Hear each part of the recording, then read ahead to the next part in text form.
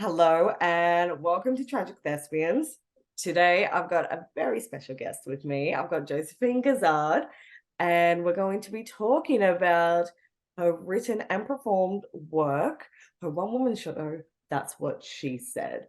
And please, I say hello. Hi. Now, I'm so excited to be here. I've been seeing this on my Instagram for months, so it's like actually kind of cool to be. Yeah, oh, I know. I know oh my you're yeah. goodness. I feel so lucky. Oh, I'm so lucky to be interviewing you for Oh no. this amazing show. Oh, thank you. Now, I do want to begin with a warning. The following contents may be disturbing or harmful to some viewers and listeners. If you or someone you know is struggling, you can always contact your state support services. Now to the fun stuff. That's What She Said at KXT on Broadway in the vault. My Mm, favorite, with that nice yeah. big bank door. Yeah, I know. Oh, there's so much potential for that to be used as well that we haven't. Oh, I have so many ideas. Oh my goodness. Well, this everyone's gotta stay tuned with what's gonna come next for you because I want to see more of that door, more from you. Every time I go in, I'm like, "Ooh, I can see like a Western happening here right now." It's so creepy, but it's so cool. Like there's so much potential in that space for something to go on in that little room. It's so creepy, but in the best way. Absolutely. Like I feel that. Like when I walked in, I was like, oh, like I feel like Yeah, a little haunting because spirit you're totally atmosphere. underground. It's such a Mm, cool little space. Yeah. honestly. And then it was when I was getting the tour of it, somebody showed me that, oh, if you get trapped in it, don't worry, there's a little air hole that you can breathe out of it. I was like, oh, Yeah, I know there's like an air hole in there. I know. I'm like, I good know. to know. I'm not gonna die, but hopefully no one's leaving me down here on my own. Hope my husband doesn't just leave and forgets he has a wife. But so don't get trapped down there, kids. I was in there by myself for a rehearsal the other day and it was like really freakishly quiet. Like it's yeah, it's odd because it's so silent and you're just so aware of like all the noises and you're in like this bank vault. It's really cool. But Oh my god. yeah, I love that space. So I'll sing its praises. When you're practicing on your own, do you sometimes like just hear like phantom voices that you're like because you're so used to just not rehearsing? Like, well, I suppose with Yeah. this, you're used to rehearsing on your own, but in a usual setting. Mm, mm. That's what she said. Friends, parties, drinking, a lot of drinking. University college life is bliss for a young woman moving out of home and finding her independence until the unexpected happens. Examining rape culture and sexual assault on our college campuses, that's what she said, begs to question if 200 sexual assaults are occurring every week at Australian universities, what exactly are we doing about it? Stage in partnership with You We Can. Written and performed by Josephine Gazard, directed by Suzanne Millar. And of course, please note this performance contains confronting content about sexual violence, rape, and sexual assault. Now, this is a story that is this your first performed written piece of yourself? Yes. Oh, this is my first performed written piece ever. Yeah, actually, it's my first thing ever. I've never done a show before this, apart from high school. Oh my goodness. Yeah, I know. Yeah, it's crazy. It's baptism by fire, Wow. but like in the best way. Yeah. Oh my goodness. And you just got thrown in there. You poured your heart out for all of us to experience. So selfless. I love that. All the best creatives are. Wow. So how have you found it? Because now that you have been in previews, how did you find it being on a stage in front of everyone, not only performing for the first time, but having like writing is a whole different beast. It's your Yeah. soul, essentially. Yeah. Honestly, I think I owe so much to KXT. Like, I think that I owe the entire show to John and Suzanne, because like it is so scary to put your work out there, especially when it's something personal. And that I've been working on the show for 2 years, like editing it and redrafting. I think I'm on draft like 60 something, like potentially it's been a long, long journey. And yeah, I've never acted professionally before. I mean, I've done like a lot of classes, but doing a 90-minute solo show is like a totally different beast to doing a scene in a class. So I owe so much of my confidence and the fact that I'm able to do it to like the team at KXT, including John and Suzanne, who's also the director. So I have, I will sing their praises till the day I die. I am so thankful to everyone and everyone on the team, but KXT for just the support that they have given it. And that really instilled a lot of confidence in me. So doing previews was really wild. Um, it was insane. It was amazing. We had a really great couple of audiences, and it's so great when you've like worked so hard on something, and you know we were all at this stage with it. I think that we all just wanted to see how it landed in front of an audience. I was so nervous. Oh my God, I get such bad stage fright. And I think it's just that pressure of like you're by yourself. And if you're having like a flat day, it's like, well, you're on your own. You still have to go out there. Um, but again, there's something about the show that as soon as I'm in front of the audience, it's such an adrenaline rush and it's just the best feeling in the whole world. So I've actually really enjoyed it. I've been so exhausted, but it's been such an amazing experience so far. And I'm so excited to keep doing it for the rest of the month. So yeah, I'm really grateful to KXT. I think that's my like long-winded way of saying that. That's amazing. That's so good, and that's really true what you said. Like, I don't know how you're doing this as your first show that you just dive right into the deep end, because it's true, if you have a flat night, you don't have anyone else to bounce off. No, So, yeah. do you direct that energy more towards the audience when, if you're feeling like maybe you're dropping off or something, you kind of pick up that emotional adrenaline just from what they're giving you? Yeah, totally. And I think I have to remember as well, and I've been telling myself this all throughout the rehearsal process because like it was weird because when I started working on it with Suzanne, I kind of already knew it because like I had been doing it for 2 years, like typing away on my computer and whatever. So kind of the rehearsal process was like the very end of the journey in a weird way, for me as like as a writer. Um, and you know, you get so in your head about it because like obviously performing is vulnerable, but writing is so vulnerable as well. And you just start thinking like, oh my God, this is so bad. Like so many times where I'm like, oh my God, like the jokes aren't funny, like people are gonna hate this, like what am I doing? Um, and then like I've got to remember that even like on the night where I feel flatter, it's still people's first experience with the text. And they don't know it like I do. Like they don't know the whole journey like I do. And I've got to tell myself it's like a mantra that I just repeat in my head every day because like you've got to remember the impact of the experience and what you're actually doing on stage. And people have never seen it before. They haven't been doing it for 2 years like I have. And that was something Suzanne really helped me with as well. She was like, just know like if you feel a little bit out of it as a performer, the writing is strong enough that people will like the impact is there. Like you don't have to. She was really great in that way of helping me take the pressure off myself, um, in that sense. So yeah, it Um, does come a lot from the audience. Yeah, mm, because you can feel it when they're enjoying it as well, and you're like, oh, you guys are you're listening and you're laughing. Like it's a really great feeling. Yeah, yeah, I love that. I love that. It's so true. The energy just in the room, you can always feel the vibration through everyone, not to sound spiritual or anything, but it's it's true. When you're on stage, everything you becomes can. like it's really Yeah, spiritual. But yeah.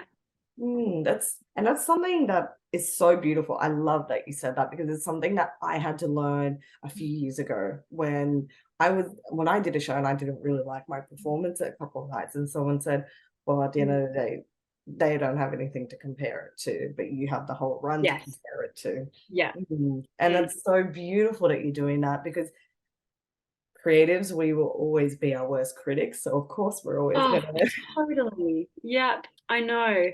Like, yeah, we get so in our heads about it. We're like, oh, like, no, like, it's still, you, like, I find that it helps to just look at it really objectively and not be like beating myself up and be like, oh, but I cried on that line last night. Like, no, just every night will be different. Every night it's going to bring up different stuff. So just go with the flow a little bit. Yeah. That's right. And that's what I love. I love, love, love that theater, that every night, not every night is the same. If you get something Exactly. different each Different. Yeah. time. And it's just, Yeah. it's something that I've become more thankful for, because I do work in TV in my day job. Mm. And Mm. I do love that. But theater, it's more Yeah. real, and it's just Yeah. exciting, and you never know what to expect. Mm. And there's a lot less analytics, may I to say. Right? That's the Mm. one thing I don't like. Yeah. Yeah. So I love that. Yeah. I Yeah. love, love, love, love that. Everything about this. I'm just obsessed. I'm your biggest fan right now. I'm like, this is fantastic. I just know I'm gonna leave that room and be starstruck. Like, I just know it. Oh my God. There's pressure. No pressure. Sorry. But so on Saturday, I'll be there opening night, Yeah. the 13th of How May. exciting. There will be a panel. So for those that will Mm. be coming on opening night, what can they expect from the panel and the guests that you have nominated to attend? So we have kind of curated this whole community engagement season. And we have just had like the most amazing people jump on board. Last Saturday, we had Anna Coots and Harrison James. Anna founded the Survivor Hub, which is peer-led support groups for victims of sexual assault. Harrison, he designs merch. He is a survivor advocate. He's just started a petition to remove references from sex offenders going into court processes. They're such amazing young people, and they spoke so beautifully and eloquently about the justice systems, their own experiences going through trauma. They were just so fantastic, and people were just in awe. And it was the best way to kick off this season of panels. So this coming Saturday, we've got Nina Fennell, who she's very well known in the journalism world because she's just incredible. She does a lot of reporting on sexual assault. She was the author of the Red Zone report, which was a look at sexual assault in the colleges all across Australia, which is very, very relevant to the show. We've got Sarah Rosenberg, who is the director and founder of With You We Can, which is our partner organization, and they kind of are and they advocate for like demystifying the legal process. And then we've also got Katrina Marsden, who is a lawyer who is really involved in changing the justice system for the better to make it more more trauma informed for victims of sexual violence coming forward. And then we've got Bronwyn Penrith and Ashley Donahue coming in on the 20th, who are the CEO and very involved in Mudgeon Girl, which is a charity for First Nations women. And then the final weekend, we've got Sarah Hanson-Young, the senator, the politician, Camille Shlawaful from the Stop campaign, Nat Brown, another journalist who's very involved in writing about women's issues. And we also have Sarah Williams from What Were You Wearing? And she does a lot of work with victims of sexual assault. And she's a massive advocate herself. And she does a lot of work in creating safe spaces at festivals and universities. She's also really incredible.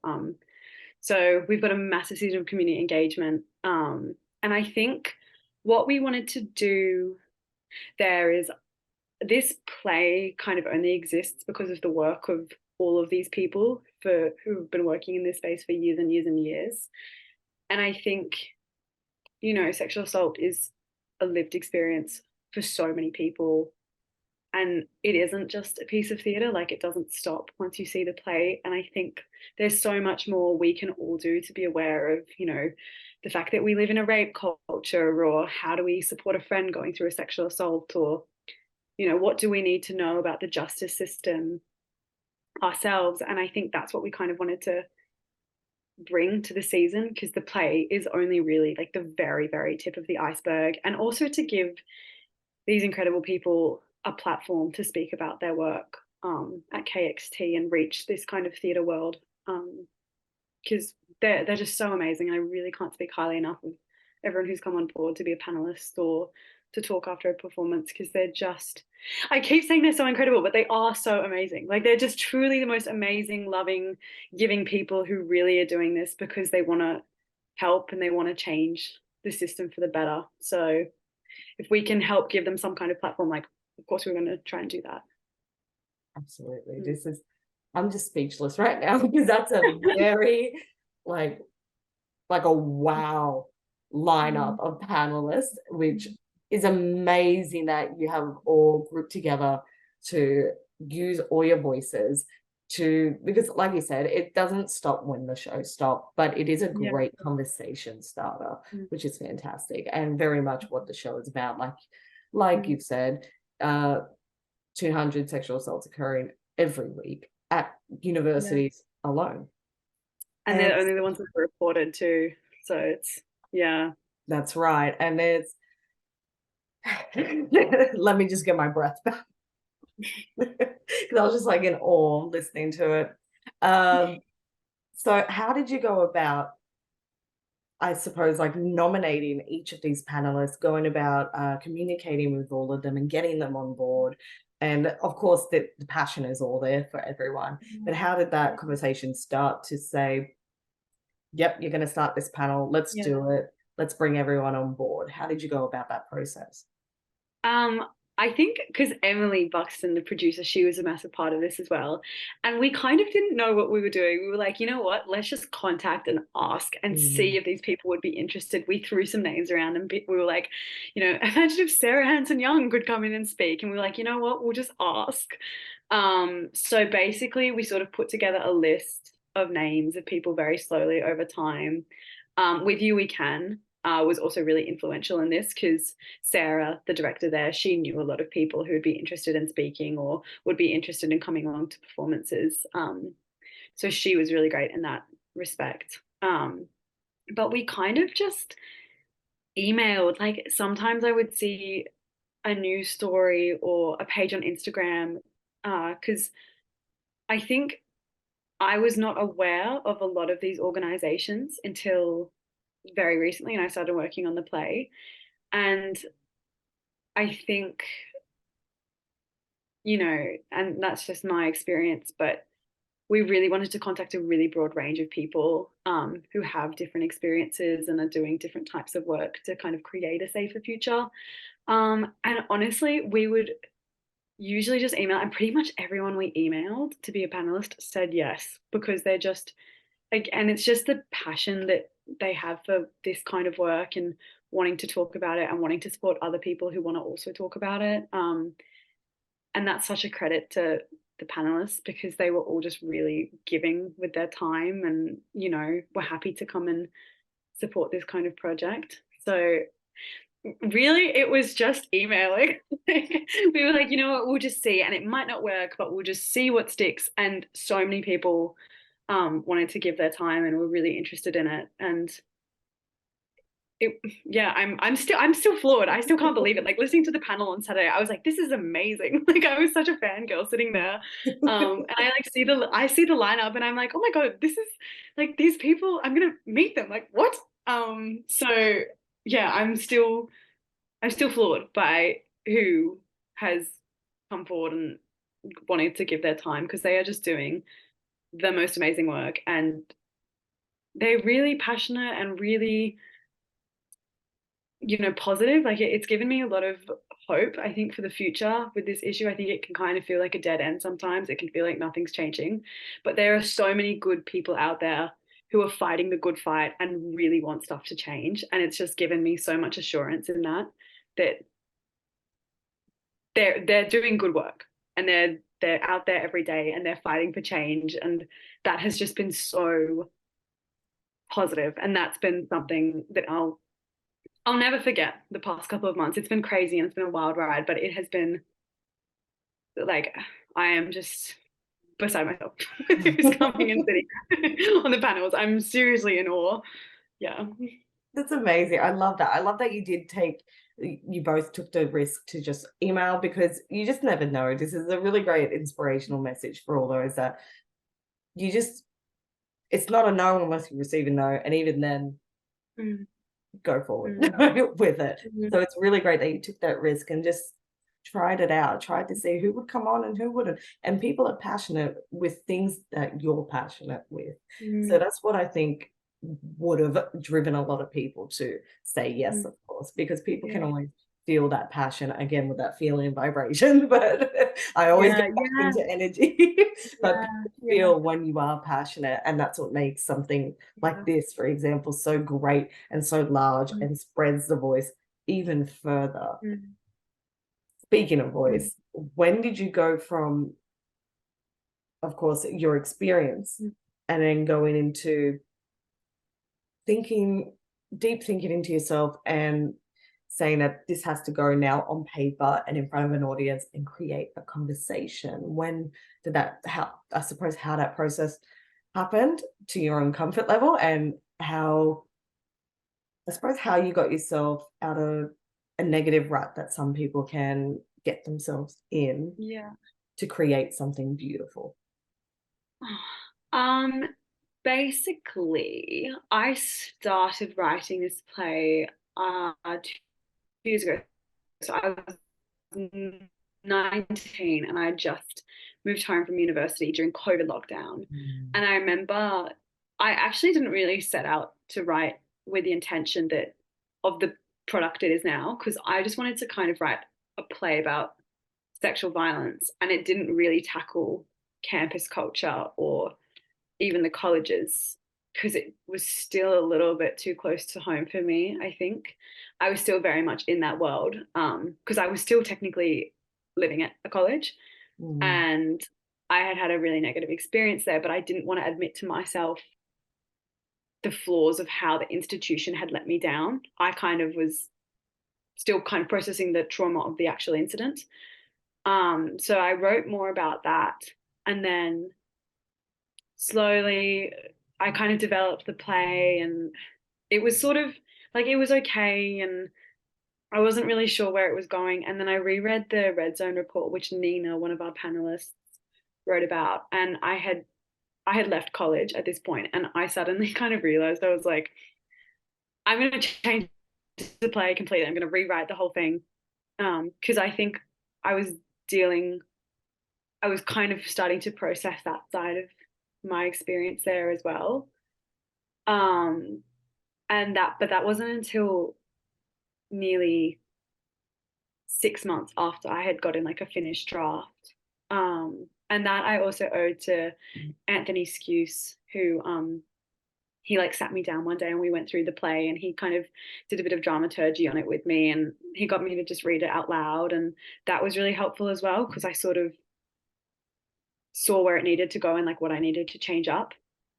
And from that process, I decided I was just going to rewrite it, and um, that took some time.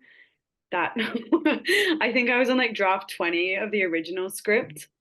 And then like now I'm on like draft 60 of like the new script, the new and improved version. And from there it went to storytellers and blah blah blah blah blah. But I think when I first started writing it, it was more of just like a therapeutic release in a way of emotion. My first draft was completely different. Like it was literally the most angry piece of writing that anyone's ever seen. There was literal death, red lighting, like it was scary. I remember my brother read it and he was like, "Ooh, like are you all right?"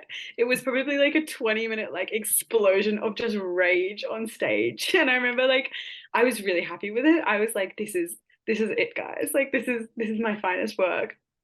And I remember my brother was just like, "Oh my God." Like, are you like, this is just like a slap in the face. It ended with like blood and death and like Mm. lights to black, like after strobe lighting. Like, I wanted the whole thing. And I remember like, I just wanted people to be like in pain, like leaving the theater, which is, quite awful. But that was sort of where I was at. Like, that was kind of Yeah. my headspace at the time. And then I think when I kept rewriting it, it became more personal. Yes, it definitely was more reflective of my experience and my experience at college, even though it's not all me. Like it's still there's still a lot of fiction involved in the story.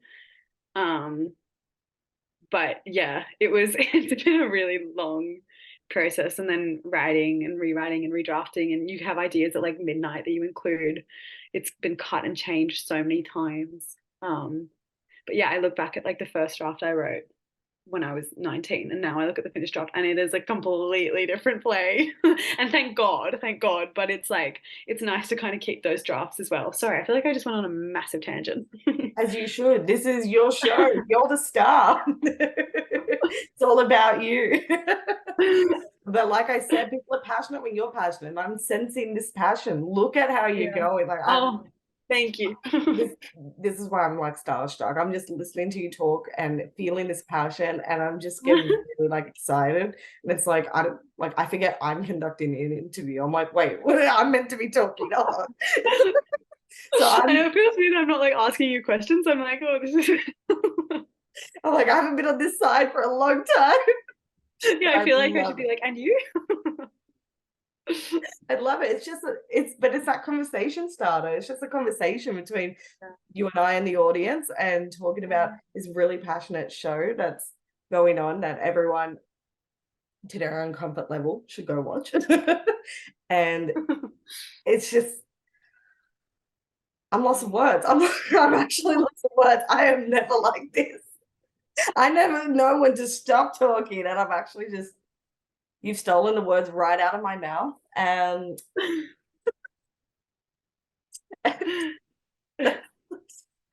yeah, so I'm just amazed by how far you've come and everything you have put on the table for all of us to witness, and just how selfless it is for us to experience your journey. And of course, there's fiction in it, as all great storytelling has.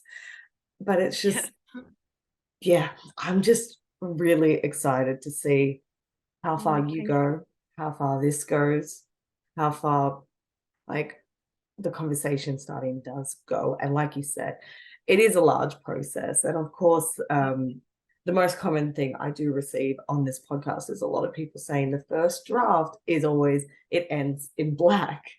And it is because people feel raw. I'm guilty of doing that myself in my writing, where I'm just like, oh, shock factor, how fantastic. Yeah, I know. And sometimes I love it as an audience member too, if I go and see like a really shocking ending and I'm just like, that's what I wanted to bring. But there are other ways to do that. It doesn't have to be like blood and gore on stage. I wish I could tell my 19-year-old self that. But that's what you felt at the time, and that's what you explored. And to explore that is what ended up being the result of this. It was a full circle. It was your, in a way, the writing journey was in itself a journey, which was really incredible. That brings you to where you are now. That's what she said at KXT on Broadway, and running until the 29th of May. You can find your tickets at kingscrosstheatre.com. Go get your tickets. Amazing show by the wonderful Josephine, pouring her heart out to all of us. Can't wait to see it. And I wish you all the best with this production. Oh, thank you so much. And I'll see you on Saturday. See you Saturday. How exciting. I know, it's so fun. I'll see you on stage with me, really. On stage, that's right. I'll see you in the vault. See you in the vault.